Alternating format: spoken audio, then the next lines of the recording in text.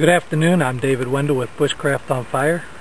I'm dressed a little different today because it's 110 or 112 degrees out here in the sun with a heat index, so very warm day. But I want to show you something here. This is a beautiful yucca plant that we have growing in our yard. You can see one behind me as well. At the bottom of this yucca there is a Queen Anne's lace, or a wild carrot, and what I want to do is to show you how to harvest different plants. Now, in order to do that, you will need what's called a digging stick. I've had a couple of requests on the forum to do a video on making a proper digging stick that's very good to use out in the bush to gather all different edibles. So we're not going to dig up this Queen Anne's lace because it actually goes right underneath the yucca, but we do have some other Queen Anne's lace here.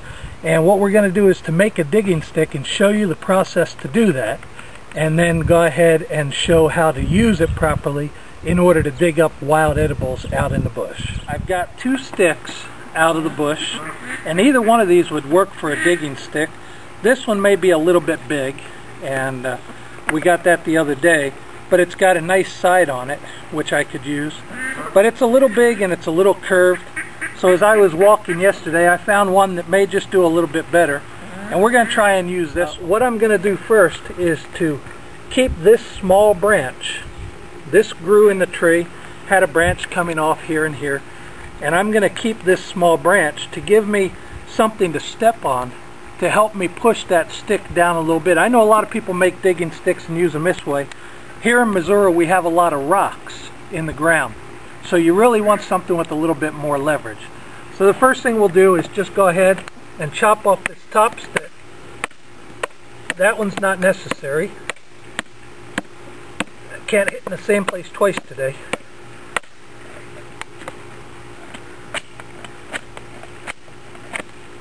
And we're going to leave this one here, but I'm going to trim that up in a minute.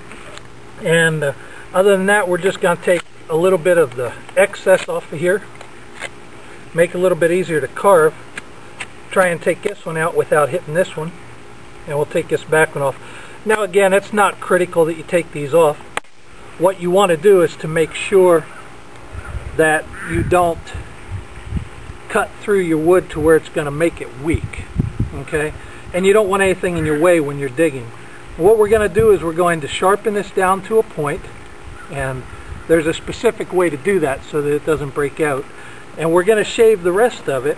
Now, in order to shave it, I'm going to use just a folding knife. This is a old timer from Schrade, and I'm just going to go ahead and take some of this off along the wood.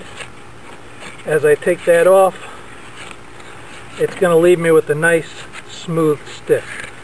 So I'm going to go ahead and skin this, and I'll be right back.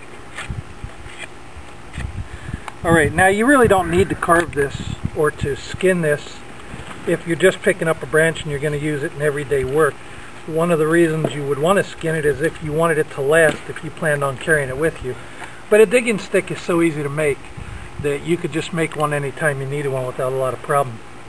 Now, you can notice that I've got a little plate on here that I can put my foot in to kick that point down into the ground a little better.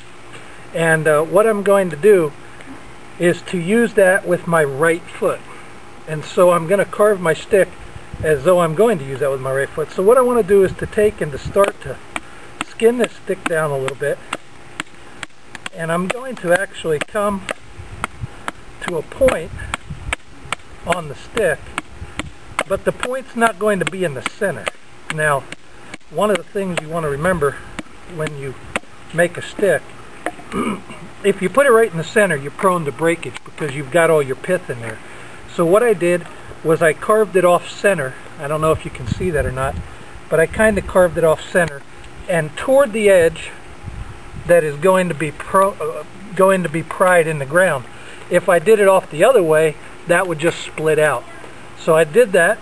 Now I'm just going to go ahead, take my pocket knife, and I'm going to carve this down to a point now that we've got it off center, just in this one spot. And again, it's not going to be a real hard point.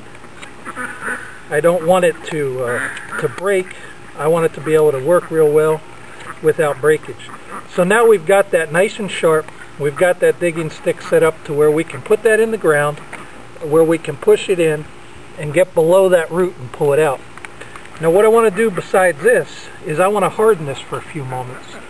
It'll work as it is, but it's not going to be very hard, and it'll probably dull out real quick. So we're going to take this over to the fire.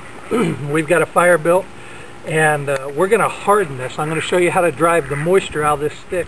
If you'll notice, you can see that this is a long, narrow taper. A lot of people will come down and just make their taper very pointed. I try and make mine longer so it will go into the dirt easier. And what we're going to do now is we're going to stick this. We've got a hot fire going here, way too hot for today, but we're going to stick this down in the ashes underneath the fire, and we're just going to let that sit there for a few minutes. As we do, we're going to turn it. You don't want to burn your wood. What you're trying to do is to heat the wood up to drive the moisture out. So we're going to go ahead and leave this in the fire for about 3 or 4 minutes.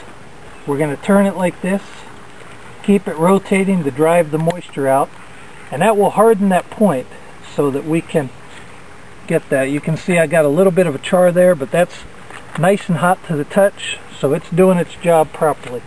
We're going to leave that in there, and we'll be back with you in just a moment.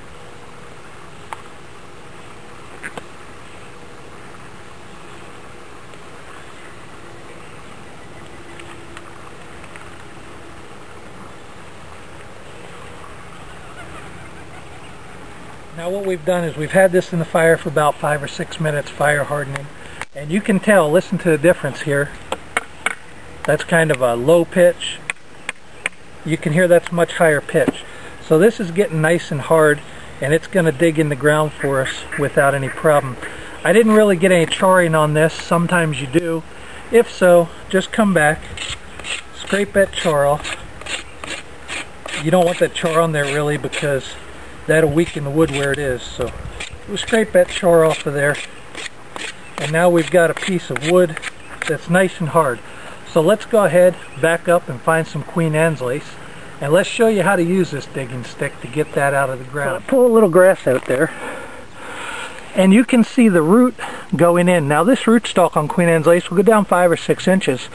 What I'm going to do is put my digging stick right next to that, and I'm going to push down with my hand and my foot, and I'm going to pull that out, and at the same time pull up. And so you can see here we got the entire rootstock. Now this is a very immature Queen Anne's lace, but I just wanted to use it for the demonstration purposes. So that is exactly how you would use your digging stick. Again, this is a small one. I might have used that other one, but for the sake of time, this will give you the idea of how to do this. And this is still hot from being in that fire. It's still hardening up, so that's good. But you can see that this little excess piece here works well. Now you can get in and you could just dig with the stick straight in with your hands if you want, and that's okay, it'll work. On softer soil, you could probably get this in 4 or 5 inches, maybe 6 inches, which will get down below most roots that you need. A digging stick is a very good tool to have, a good implement out in the bush. Not everybody carries shovels with them, so this will help you if you're ever stuck out there and you need to dig up some of these roots. Thank you for joining us today. I'm David Wendell with Bushcraft on Fire. We've enjoyed having you with us. Hope you join us for another video soon.